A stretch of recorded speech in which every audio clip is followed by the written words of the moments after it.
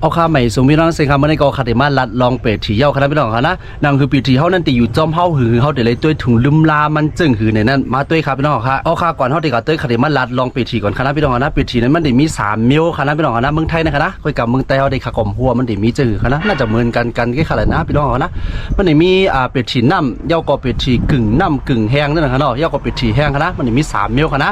อ๋อมาค่ะใครนี่พี่น้องเขาอันนี้เนี่ยมันเป็นกึ่งน้ำกึ่งแห้งครับพี่น้องนะแห้งเลยห้ามวานเพราะว่าในจึง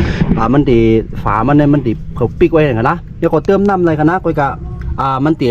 ตีเลยว่าคือพี่น้องเขามันตีเจียวแห้งเหมือนเป็ดฉีนน้ำนั่นแหละนะพี่น้องเขาเนาะอ๋ออันนี้ก็รู้กันครับนะเป็ดฉีเขาเนี่ยมันอยู่จอมเขาหึงเพราะว่าในจึงอันตั้งสุดก็แล้วอย่าไปปั่นน้ำมันแห้งกันนะสองมีเป็นปีถีน้ำก็อย่าไปปั่นน้ำไม่แห้งกันนะลองอย่าตี้ๆกันนะพี่น้องนะอย่าไปปั่นน้ำมันแห้งกันนะเยาก็สังวาลวดเท่านั้นอ่ำไรใจประมาณอ่ำไรใจหึงกันเนาะอ่ำไรใจ1 วง 2 วงเพราะว่าเนี่ยจึงอย่าไปปล่อยไว้ให้หนึ่งกันนะเพราะว่าแห้งเนี่ยมันหมอไฟมันหมอออกค่ะเนาะไฟมันหมอออกกะจอไม่ไหนค่ะนะเพราะว่าเขาอ่ำไรครับลวดเท่าเย้าลวดเท่านั่นไว้ไกลเฮือนอ่ำไรครับเพราะว่าเนี่ยจึงเขาสตาร์ทไว้ค่ะนะ2-3 วัน1 ปอกสตาร์ทไว้ให้หึงประมาณหมอก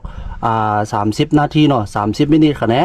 30 มินิให้ไหนก็เขาจ่องกอยรับคืนมันเขาจ่องกอยปล่อยไว้ให้หนึ่งครับพี่น้องนะ2-3 วันสตาร์ทไว้ปั่น1 ปอกขนอพี่น้องเขาเนาะอย่าไปปล่อยให้ปีเที่ยวนั้นให้มันหมดกว่าให้ไหนมันตีปีเที่ยวนั้นมันถึงเขายำเปลี่ยนกว่ามันเดี๋ยวเลยเปลี่ยนมันดีกว่าเจ้าหนึ่งครับพี่น้องครับเอาง่ายๆครับพี่น้องครับนะอย่าให้ไฟในหม้อมันในมดเป็ดนั่นค่ะนะเนาะพี่น้องเนาะอย่าให้ไฟในหม้อในมดเป็ดนั่นนะสมว่าเขาอมเลยขับรถเพราะในจึงก็2-3 วันเขาสตาร์ทปั่น1 ปอกให้มันถึง30 มินิค่ะนะเพราะว่าไฟมันจะได้เข้าย่อมันจะได้ออกแล้วก็มันจะเข้าออกเขามันหมานกันนะคะเนาะย่อก็เฮ็ดให้ปีเที่ยวในอยู่เลยหึงค่ะนะอยู่เลยหึงย่อก็การจัดการของมันก็มันจะเลยเข้มนะคะนะเป็นลองปีที่อันลำลองได้ค่ะนะมีคนไตก็ไหลมาลาดในพี่น้องเขาให้ไหนค่ะนะพี่น้องค่ะนะอันนี้ก็ลองอยากได้ค่ะนะตัวแดงง่ายๆค่ะนะก็อย่าป้อมพูดได้ก็หยาบตีค่ะนะพี่น้องค่ะนะนี่ครับโอเคพี่น้องเขามันก็มีกันได้ครับพี่น้องนะพี่น้องเขาก็อย่าไปว่ามันง่ายครับนะผมพูดได้ก็หยาบเตี้ยวว่าครับนะค่ะก็ยำเหตุการณ์มาตัวทั่วมาหลายปีครับนะตัวทั่วมาหลายปีเขาก็หัวมันเป็นจังไหนในค่ะก็เลยมาลัดในพี่น้องเขานะ